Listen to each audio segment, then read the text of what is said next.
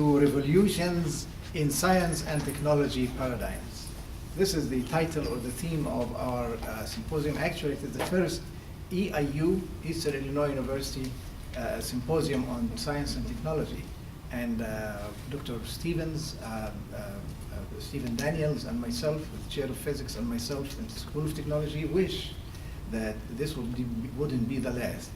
As a matter of fact, today we were surprised to have the newspaper writing about the symposium, and I hope many people will hear about it and come and join us.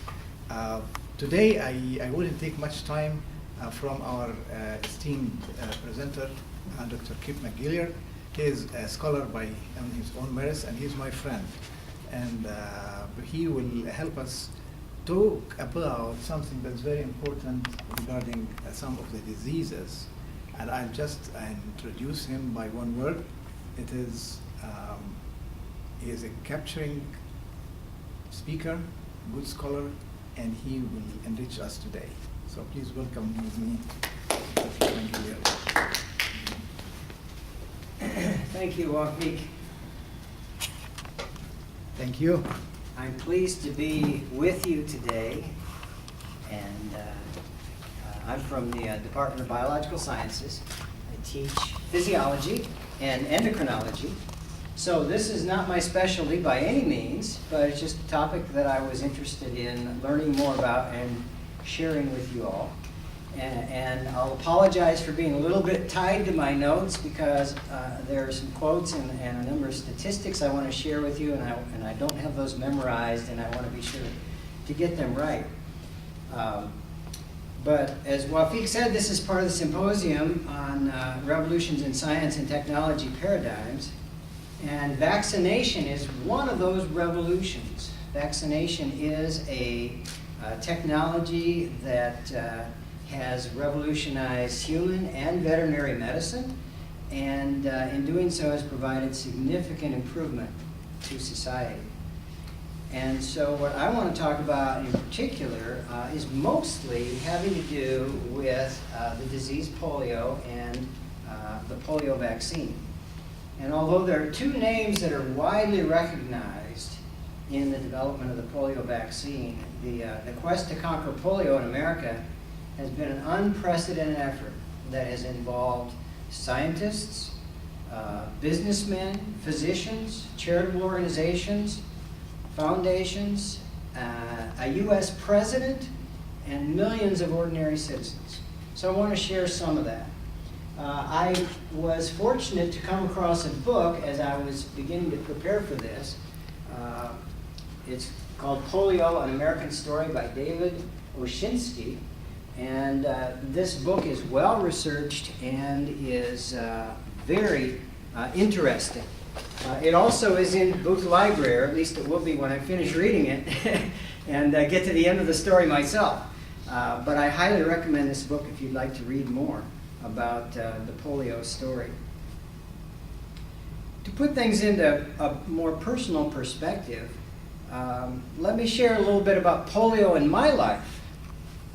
When I was in band in junior high and high school, one of the flute players wore a leg brace for a weakened leg, walked with one crutch. She played golf. She was very athletic and very active, but obviously limited in some of her mobility because she had had polio as a child. My first employer had great upper body strength and walked crookedly and with a pronounced limp. And although I don't know this for sure, I suspect that he had had polio earlier in his life. So polio was a part of my experience in the sense that I knew people who had had the disease and had had permanent effects from that disease. My wife is a few years older, and her brother and cousins are even a little bit older than she is, and she can remember her cousin being in the hospital with polio. She remembers the fear. Now this is something that I've not experienced, but she remembers the fear that her mother had and that the family had of how do I keep my kids from getting polio? And is Roger going to recover? they would visit in the hospital, and the closest the kids could come would be the parking lot of the hospital, and they would be able to wave to them through the window, because the kids, none of the kids were supposed to get close to anybody who had polio, because it was a highly infectious disease and a poorly understood disease as well. I also remember participating in a mass vaccination program at my school. And it's interesting because when I talk to people my age, they all remember that, because it happened all across the United States. But it was a big enough deal that it's part of our childhood memory as something highly unusual and very important. I also wrote a report. I wish I knew what grade I was in, but I wrote a report on the iron lung. And I say this to give a little perspective, and for you younger people also to point out that these are experiences that people who were born in the 1970s or later have not experienced in the United States.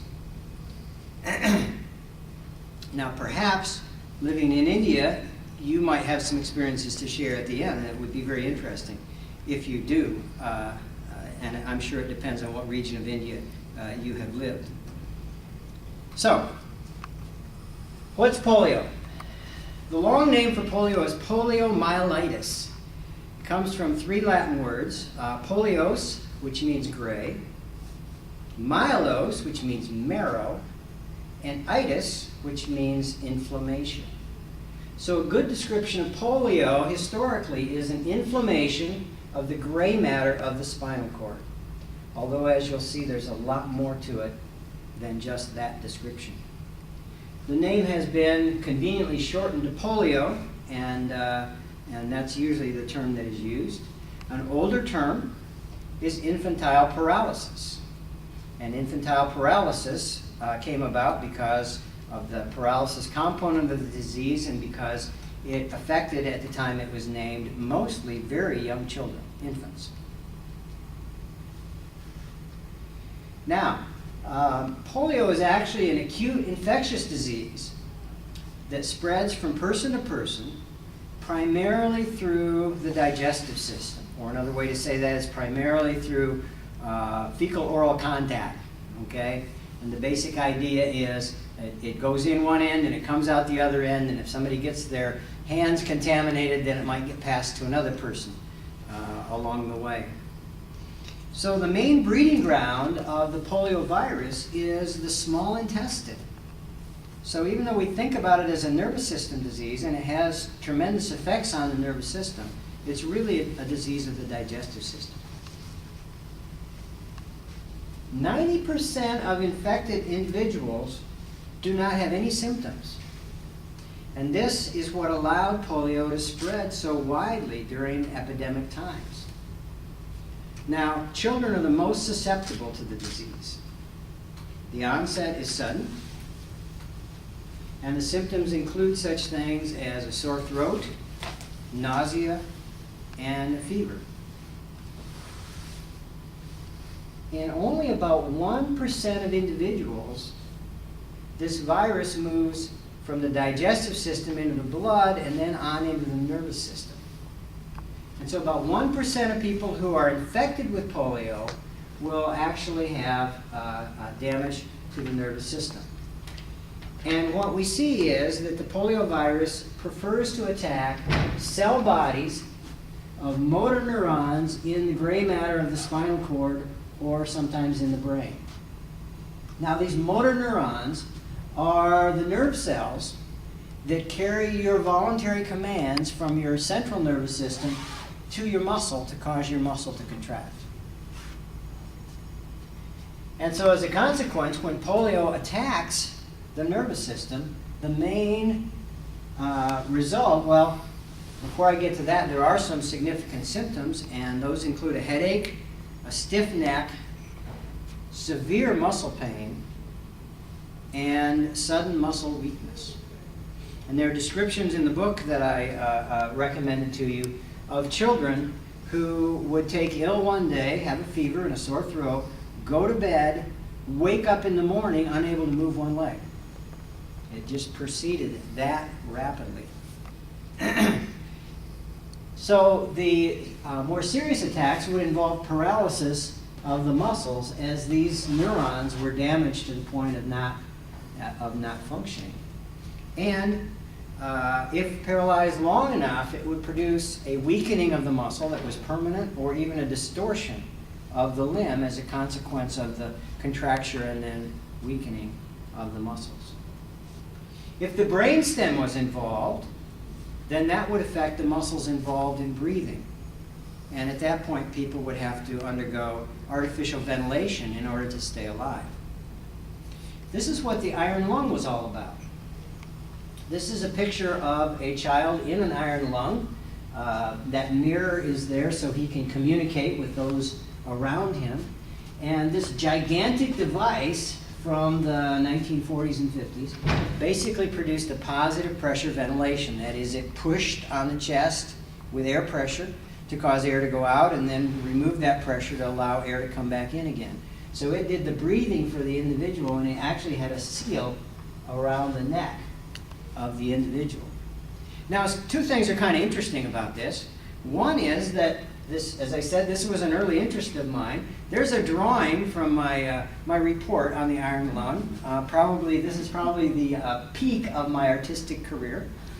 And the other interesting thing is that I now study the control of breathing in newborn rats, and I put newborn rats into a little tube with a seal around their neck, and I measure their breathing inside of that tube. So apparently this idea and this technology caught on with me at an early age and has carried me through my research career, even though it has nothing to do with polio. Well, an interesting thing about polio is that it's primarily a 20th century disease. Oh, I wanted to show you this one too. Here it gives you a sense of the scope of that disease at its peak.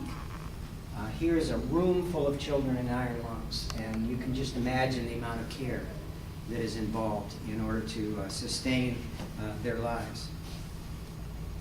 So polio is a 20th century disease. There have been occasional reports of paralyzed children dating back to antiquity, which could very well have been caused by polio. There were small clusters of infantile paralysis reported in Europe in the 1800s. But poliomyelitis as a disease was first described by Jacob Hein in 1840. The first polio epidemic in the United States was in Vermont in 1894 with 123 cases.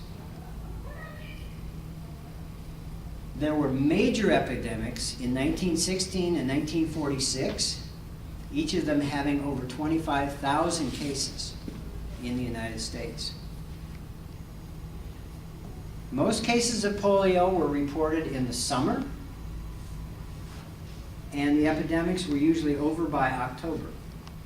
And it was thought that some of the seasonal variation had to do with the fact that children were out playing in public areas, including swimming pools, which was one area that was greatly feared during polio epidemics. And so there was that opportunity for exposure from one child to another. Here are the cases in the United States. I wish this chart had gone back to 1916 because there were over 25,000 cases in 1916. But you can see that it fluctuated, and these are thousands of cases. It fluctuated between 5 and 20,000 most years until the late 1940s and the early 1950s. The worst year in the United States was 1952 with 58,000 cases of polio in the United States. At that time, polio was the fastest growing infectious disease of children and adolescents. So I think you can see the reason for a great deal of fear and a great desire to do something about this disease, polio. Well, there was another thing that prompted many of the movements that led to great advances in the treatment and cure of polio. Oh, I wanted to show you this as well, just to show you that this is not strictly an American disease. These are the same statistics for the United Kingdom. And you can see they follow essentially the same pattern as the United States. And probably similar things were going on in other parts of the world, including undeveloped nations. but the focus was so much on the wealthier nations that really no statistics were kept in nations that were kind of struggling along.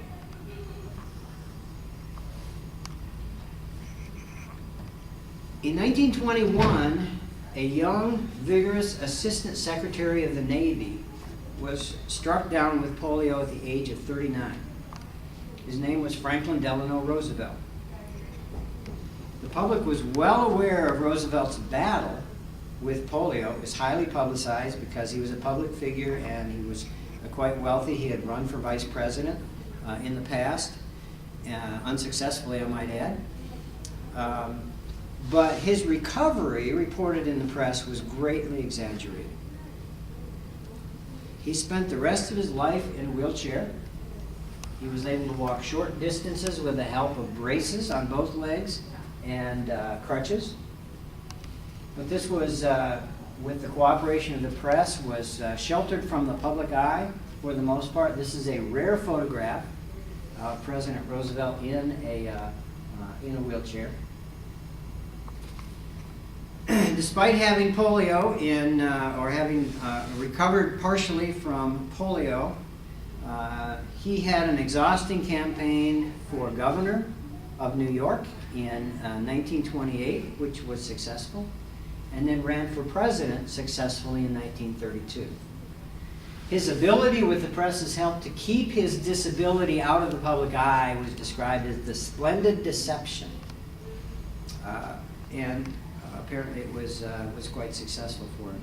He served 4 terms as President of the United States, the only person to serve 4 terms, and he died in office in 1945 from a stroke.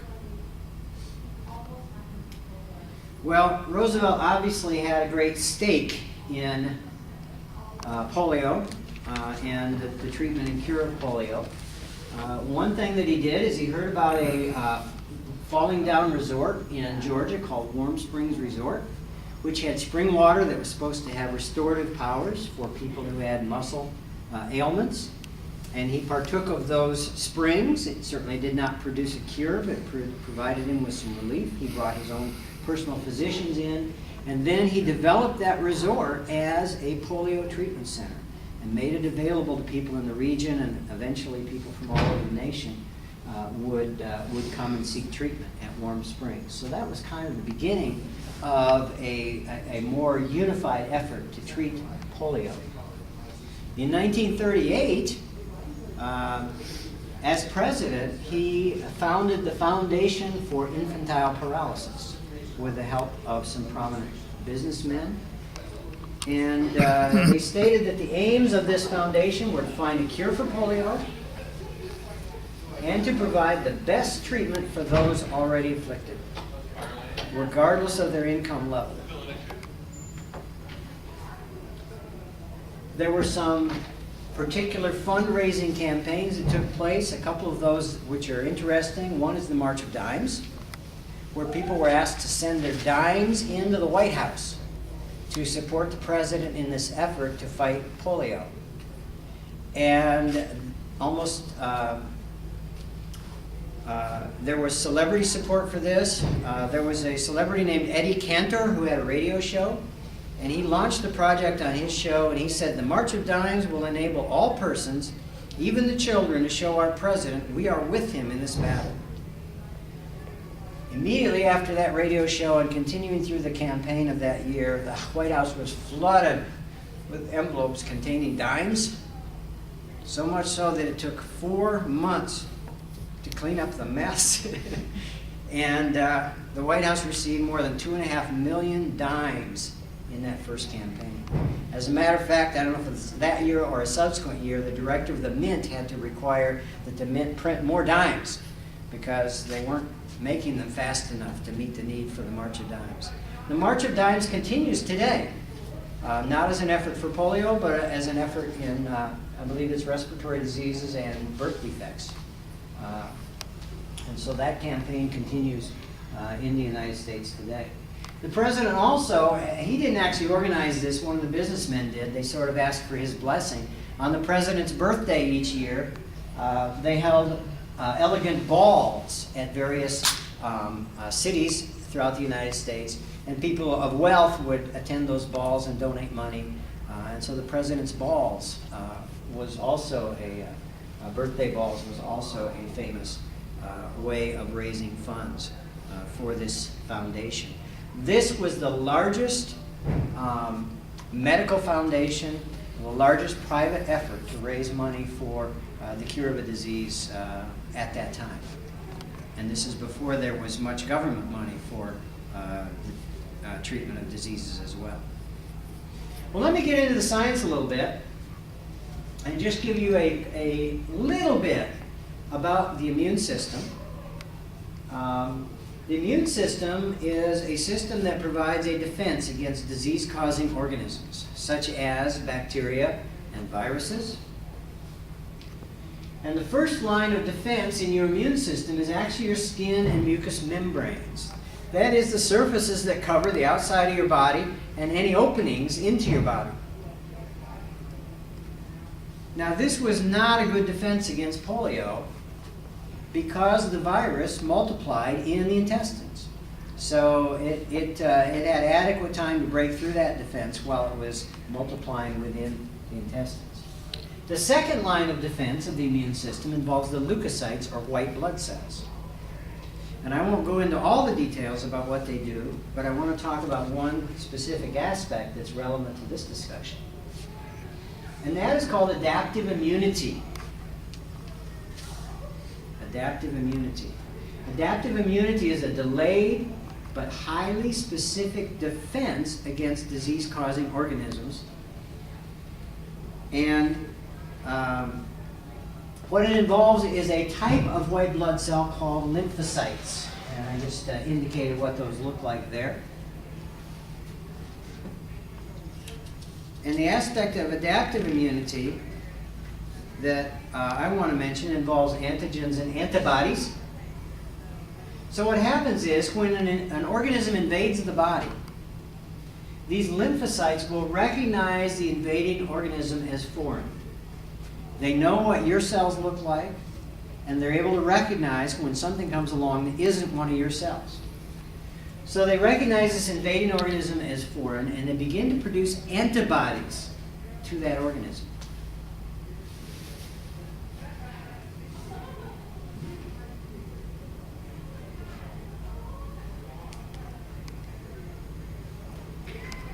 Now, an antibody, whoops, there we go. An antibody is a protein molecule that recognizes specific chemical structures on the surface of invading organisms. So this is something that the lymphocytes produce. These specific chemical structures on the invading organisms are called antigens. So the antigen is a part of the invading organism, generally on the surface, and that's a structure that stimulates an antibody response. So antibodies are highly specific. They are developed for a specific antigen on a specific invading organism. And the key is that these antibodies will defend against subsequent infections by that organism.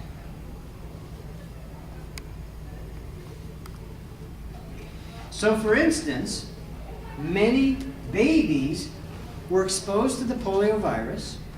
It multiplied in their small intestine. They may or may not have gotten sick from it, but their lymphocytes recognized the polio virus as foreign, developed antibodies to the antigens on the surface of the polio virus, and from that point on, if they were to be infected with the polio virus again, which was likely to occur, they would mount up a vigorous defense of their white blood cells, of their adaptive immunity, so that they did not get sick in the future. Or perhaps they got sick the first time, but it didn't affect their central nervous system. And again, the subsequent years, if they got infected again, generally speaking, they were able to fight against that. Except there was a complication in that, and that is that there are 3 different types of polioviruses, and I'll mention that again a little bit later. So you're only protected against the type that you were exposed to.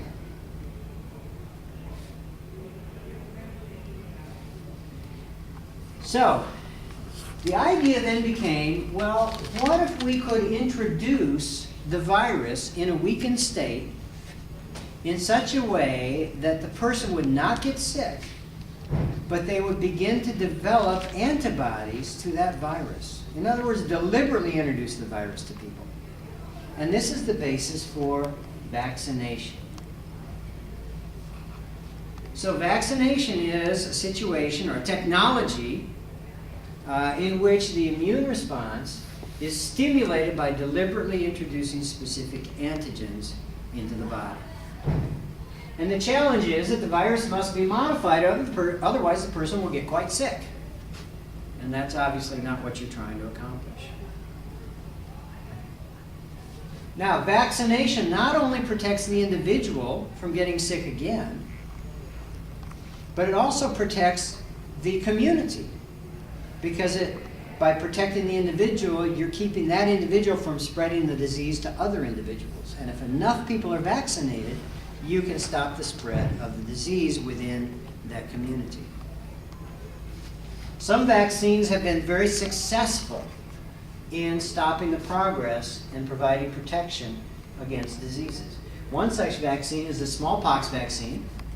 I won't go into detail about that, but it was introduced in 1796 by Edward Jenner.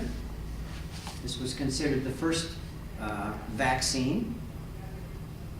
And it was so successful that it was not too long before smallpox had been reduced drastically within developed nations like the United Kingdom and the United States. And even to the extent that through a worldwide eradication program, smallpox was eliminated from the world in 1980, one of the great triumphs of public medicine, and again a triumph for this particular technology.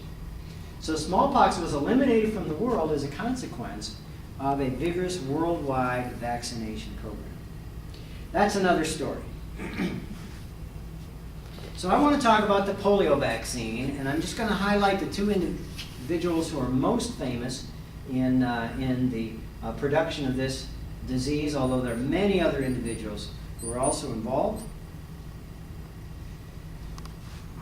And the first thing that had to be done was to identify the causative agent of polio, and this was actually identified, the polio virus was identified in 1908 by Karl Landsteiner.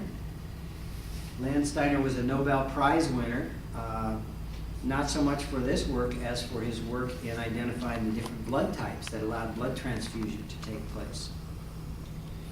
Now here are some scanning electron micrographs of the polio virus. So each of these are individual viruses. And if you were to look inside of there, you would discover that inside of this little ball is a whole bunch of RNA, or ribonucleic acid. And you may be familiar from your biology classes that RNA plays a role in the synthesis of new proteins. The outer coating of the virus is a protein coating. And on this outer coating, there are structures that will be recognized by receptors on the host cells, so that this virus will bind to the host cell. It will then inject its RNA into the cell. The RNA will then insert itself into the cell's own machinery and instruct the cell to start making copies of the virus. See, the virus can't live on its own. It depends on using the molecular machinery of a living cell in order to reproduce. So it makes copies of itself, often at the expense of the cell, often causing the cell to die, certainly modifying its activity.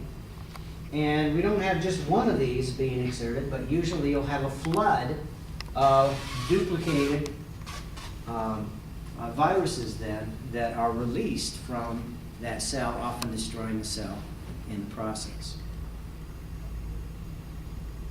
Now it's interesting, the polio virus doesn't have to cause disease in order to reproduce. And that's why it was able to reproduce successfully in people who didn't even have symptoms. Now sometimes it does cause disease, as you're well aware, But that was not a requirement for the virus to be successful, so to speak.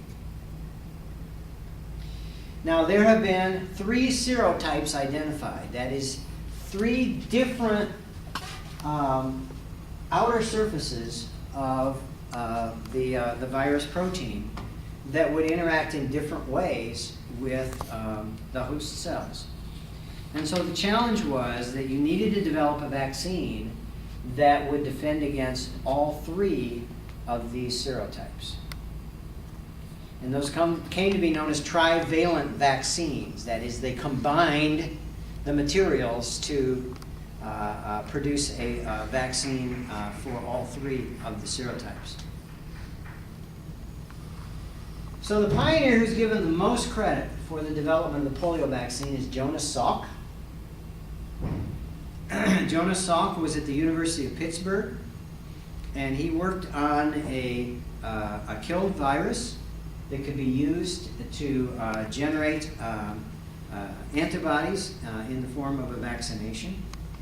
And his inactivated polio virus vaccine was introduced to the world in 1955.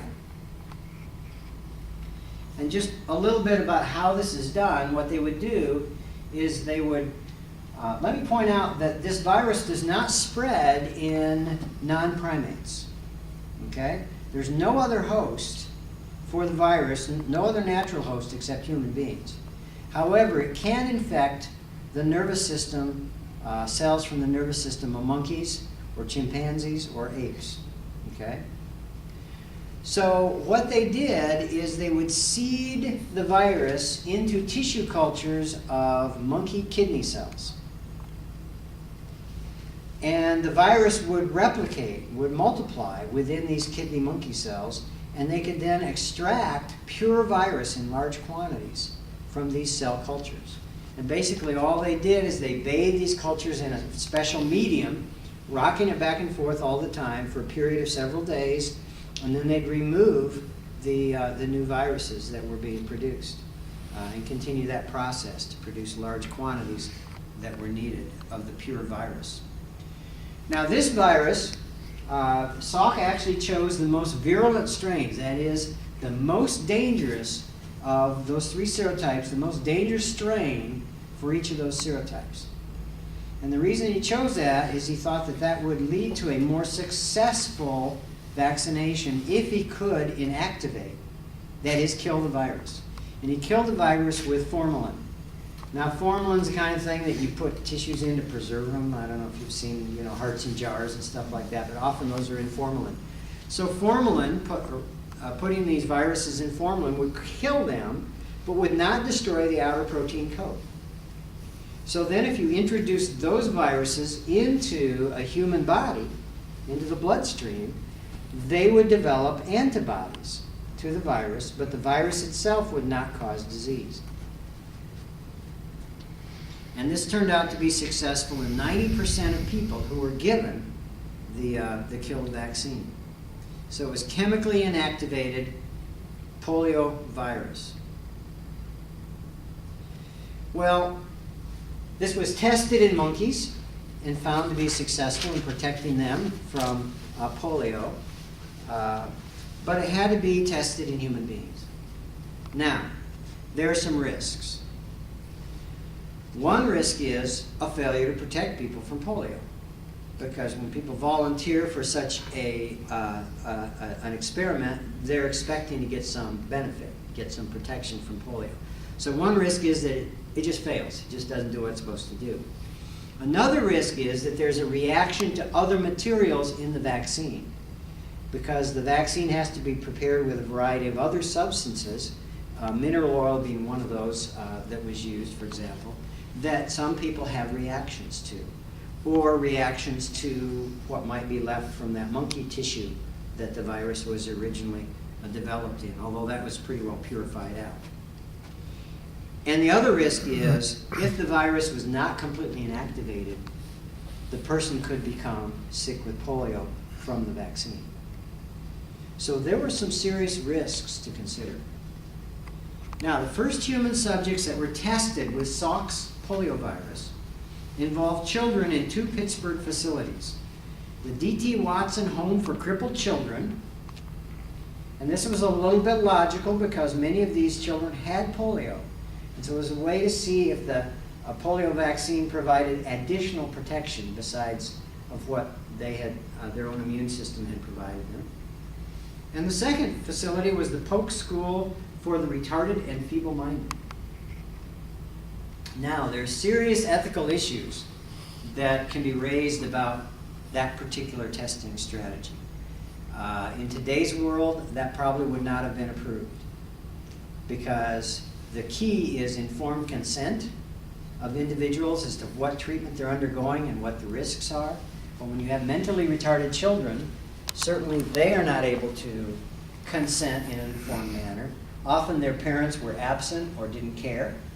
And so then it all rested on the caretakers in the hospital who had a stake in being a part of the experiment. So it's kind of interesting how they chose to test that vaccine to begin with. It turned out to be quite successful in these early tests, and further tests were done. 3 doses had to be given in a sequence, and 99% of people were protected by those 3 doses of the killed virus. This resulted in instant celebrity for Jonas Salk. Just to give you an idea, and then it began to be administered throughout the United States to children. So there's a dramatic photo of them putting together case after case of polio vaccine for these trials and for treatment throughout the United States. This is an interesting photograph. This is one of those clinics where the children were receiving the polio vaccine. And what makes this especially interesting is the difference between the 2 lines. Can you see a difference? You've got a line of white children here and a line of black children here. And this was in the South in the time of racial segregation. So even though all the children received the polio vaccine and all received the same polio vaccine, they had to be treated in different facilities at that time. Well, how successful was it? Well, on this graph, we saw that climbing epidemic of polio, and it's here in 1956 that the polio vaccine began to be administered to individuals, and it resulted in a drop from 38,000 cases in the United States in 1954 to, I believe it's 2,600 cases in 1957, and down to 161 cases in 1961 in the United States. So going from tens of thousands of cases to less than 1,000 cases in the space of 7 years of this vaccine. Well, in the meantime, another group was working on a separate vaccine. And Albert Sabin is the individual who's given the most credit for this vaccine. This is a live oral polio vaccine. And he adapted a different strategy. What he wanted to do is he wanted to provide a vaccine that was alive and well, able to reproduce in the digestive system of individuals, because he thought if it was still reproducing, it would provide a stronger immune response. But it had to be weakened in such a way that it wouldn't cause the paralytic disease that was so devastating to individuals. And it could be given by mouth because it has its action in the digestive system. So what he did is he took the polio virus and he passed the virus through non-human cells at low temperature. And these conditions were just harsh enough that what it did is it led to mutations of the virus. And those mutations generally caused a weakening of the virus. And if it was passed repeatedly through these cultures, through these tissue cultures, then the virus became weaker and weaker, and they would select out the virus that still could be recognized by the immune system, but was not able to attack the nervous system.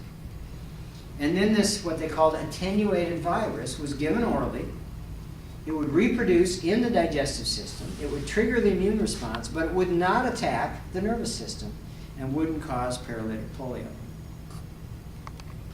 This virus, or this vaccine, I'm sorry, was licensed in 1962 in the United States.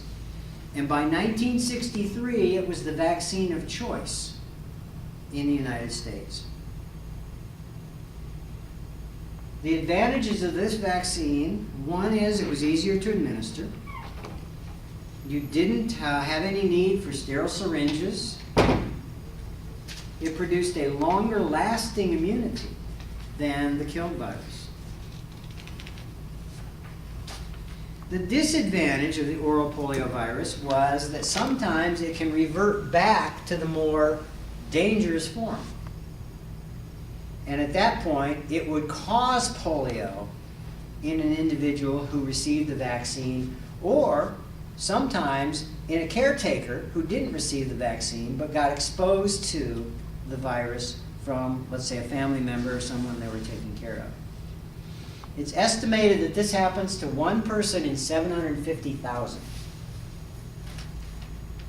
So, you give 750,000 people the oral polio vaccine, provides protection for 99% of them. It gives one person polio. And so that's a very serious disadvantage.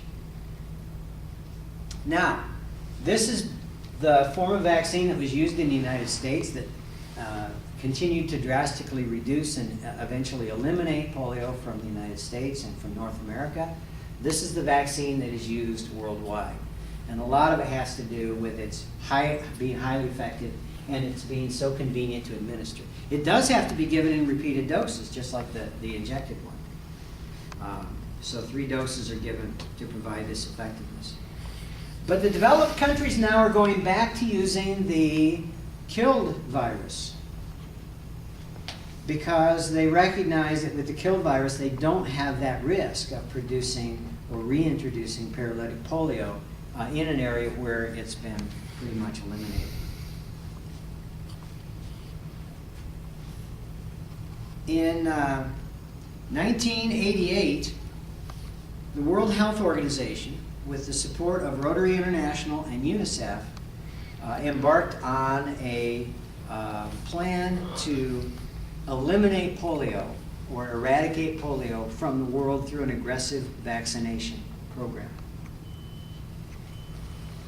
Their goal, I found out, the original goal was to eliminate polio by the year 2000. When I was teaching about this, the goal was 2005. This is in the early 2000s. I was teaching about it. And I've watched that date go by now as well. But this is the initiative that has been undertaken.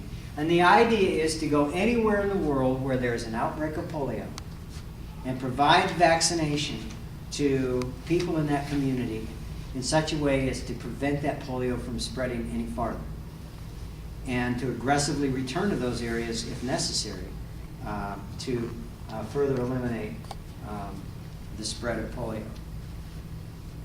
So how are we doing? And this is kind of fun for me because I've been showing these slides. I've been teaching here at Eastern since 1985, and I've been showing these slides since probably about 1990. So here was at the beginning of the campaign. The red areas are areas that are endemic, that is where the wild polio virus is found in the population. And you can see at that time that all of Asia, all of Africa, part of Europe, South America, Mexico, all had polio. Here's the year 2000. And without going into too much detail, you can see the redder the color, the more cases there are.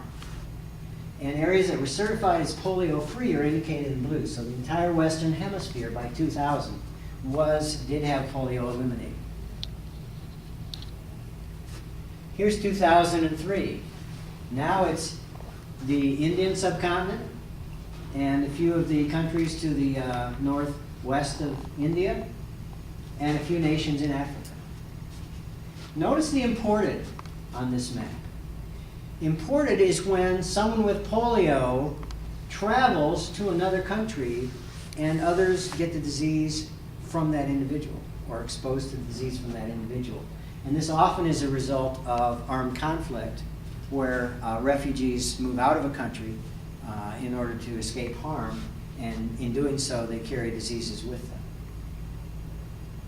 Here's 2006. Now they're to the point where on these maps, they're actually putting dots for individual cases. But you can see a large cluster of cases here in Nigeria, northern India, and the endemic countries are still in the same areas, and again we have the imported countries in Africa.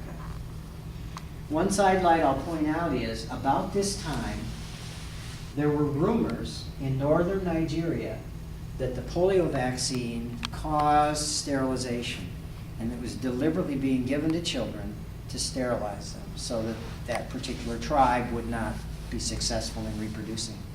And that had a devastating effect, because they actually had to shut down the vaccination program and had a ballooning case of polio in Nigeria, and this is where most of these imported cases came from. So that's an interesting and sad story.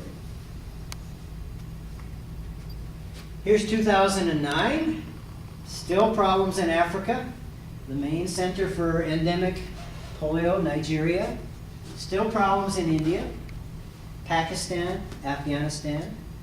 2010, not too much different. 2011. Now, the last case of polio was reported in India, was reported in January 2011. And it is on the verge, or maybe it has been, I think it has been certified as polio-free now. It has to go a certain number of years without a polio case to be certified as polio-free. I guess we can say that it was. So here's the latest map that I have. This is 2013. Polio still exists in Nigeria, Afghanistan, Pakistan, and then we have these imported cases in Western Africa. And I saw a recent,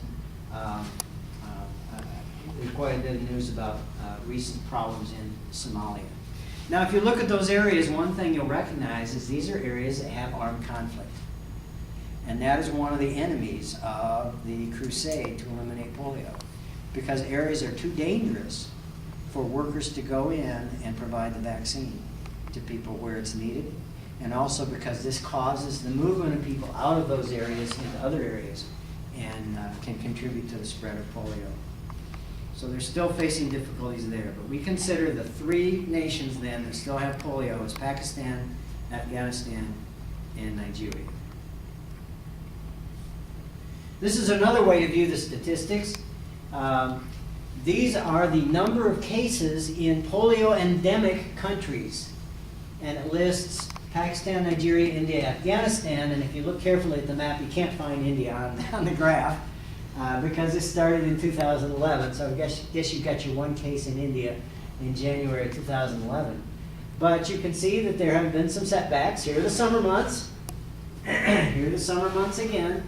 But declining numbers, and remember the numbers I showed you, the graphs I showed you before in the United States, those were in thousands of cases. This is the number of cases, period. So you're talking about a maximum here of maybe 30 or 40 cases in a country like Pakistan. So tremendous progress, more than 99% elimination of polio throughout the world. And here are the non-endemic countries, and these are outbreaks that they've had. Areas where polio is reestablished for a period of time, and you can see that there's very little of that going on over the last year and a half. So what does the future hold for polio? Let me mention a couple of things from my perspective, from what I've read. One is, obviously, we didn't get polio eliminated by 2000 or by 2005. But I hope to see it in my lifetime. I'm certain you young people will see it in your lifetime, that polio will be eliminated from the world, and that will be a tremendous medical advance. There are some barriers to that elimination. One, as I've mentioned, is warfare, ignorance, rumors about the harm of vaccine can cause problems. Another is the use of this oral live vaccine, because you can't get to the point where you stop vaccinating people because they may be exposed to the oral vaccine that is multiplying in the bodies of people who've received the oral vaccine. So at some point, we need to shift to the killed virus vaccine and use that only. Because at that point, you can really eliminate the virus. Otherwise, if you continue to give the oral vaccine, you can't eliminate the virus from the world because you're still giving it to people, even though it's the weaker form of the virus. So a switch is going to have to take place from the oral vaccine back to the killed virus vaccine. So I hope we'll see that all within our lifetime. Well, polio, one would think, would be a thing of the past in the United States. And as I said, that's probably not part of your experience in the United States of knowing people who have polio. But we are dealing with what's known as the post-polio syndrome. And about 25 to 50% of people who had paralytic polio as children and recovered, as adults, as older adults, these individuals are beginning to suffer from muscle weakness and extreme fatigue. What appears to be happening is that the motor units that grew aggressively in the recovery period from polio are now being overstressed and dying off. And as a consequence, this tremendous healing process is kind of given out on these individuals. My wife's cousin, who was in the hospital with polio, he's not had any problem with post-polio syndrome, but I've known other individuals who have. And there's no cure for that. It's just kind of a progressive thing that requires physical therapy. It's also not infectious. Okay, these people are not getting polio all over again. They're not dangerous to people around them. They're simply their motor units are wearing out as a consequence of what they've been through earlier in life. So that's another aspect of polio that we'll still be dealing with for years to come. So that's what I've got for you. And we have an interesting audience here because we have someone from India and we have someone from Nigeria. So I'm going to put you guys on the spot. And maybe you can share just a little bit what you know about polio in your nation, how it has impacted you maybe personally, or things that you've heard within the polio elimination programs in your countries.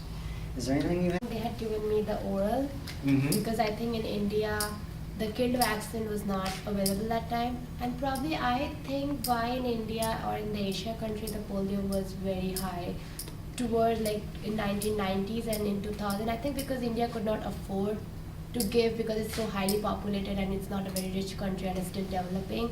I think maybe because of that they could not afford to give polio vaccines or oral polio to every individual. And that's why when you go to India, like even now, a large population, like poor population there, I think they're still suffering from polio. That's what I think so. People got it at the same time, or It was a it big just deal something that that time. when It you was went like a to the doctor? mandatory. It was like that time because my family and all, they could afford to give. That's why we could like get. But some people, some families, they were not like, wealthy enough to afford it. I feel. Thanks for the presentation.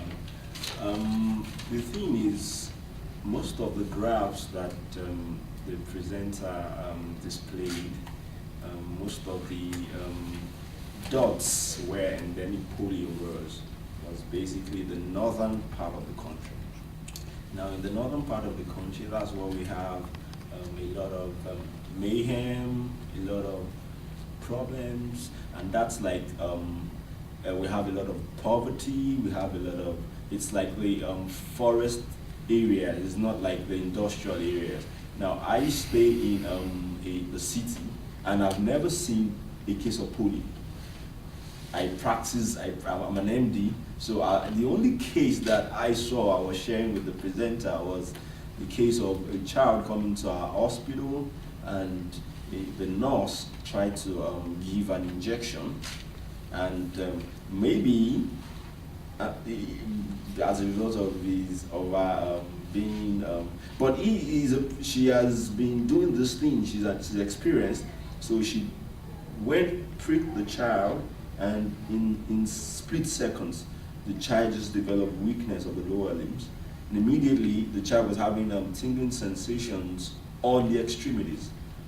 at that on that floor. So about for like maybe a month therapy by the orthopedic surgeon, the child was recovering in bits, but there was still, so that was like the only case I saw in the city.